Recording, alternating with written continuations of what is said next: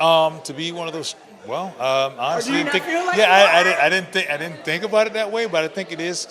As reflecting on it, you realize that okay, we're kind of in the forefront right now.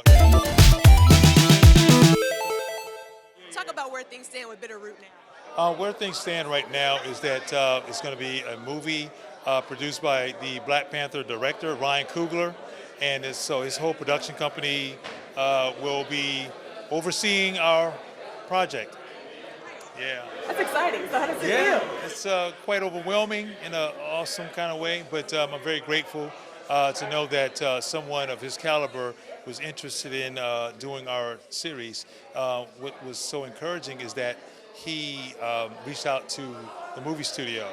Usually, the movie studio is the one that reaches out, but he was a fan before anything of the actual comic series. So that has been just the humbling, exciting thing. And talk about your artwork tonight because I mean, this gallery is awesome. Oh, So thank you. talk about Thank some you. of the work that's in here. Well, it's kind of a collection, a combination of my work over the last 8 years. Well, 8 years. Everything from Marvel Comics, mainly, as well as my new series, Bitterroot. And talk about the inspiration behind Bitterroot. How did you come up with Harlem Renaissance and monsters? You know, My like what? gosh. Honestly, the state of our social, political, climate. That was kind of the beginning of it.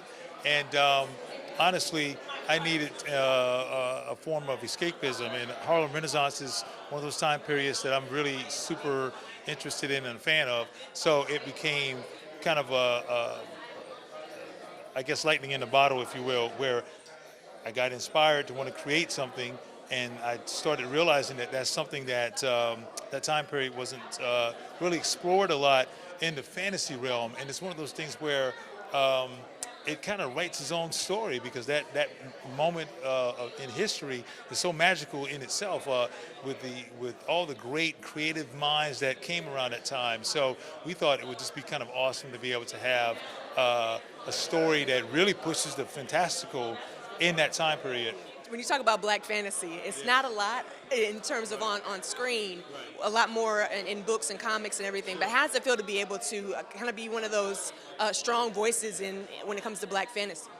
To be one of those, well, Or do honestly, you didn't not think, feel like yeah, you are? I didn't think about it that way, but I think it is, as reflecting on it, you realize that okay, we're kind of in the forefront right now, especially in graphic novel genre, to be able to be the ones that kind of spearheading, if you will, is it's humbling, surreal, and we're just trying to create the best stories possible right now. Myself, along with Chuck Brown, who's a native South Carolinian, along with David Walker. So we're just trying to make the best story because we know that you know we're the vanguard, if you will.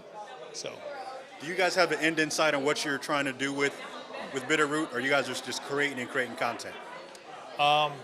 We have an end, but we're open to creating beyond that ending because we're leaving it to a space to where we feel like we can keep it going if need be. But we don't want to overdo it as well. We want to make sure that it's something that is um, um, what's the word? We're looking for something that's very authentic. We don't want to feel like we're pandering or anything of that nature.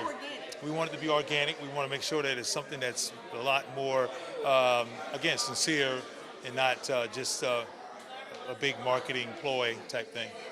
What would you say to get somebody interested in the comics who maybe never picked up a comic book before?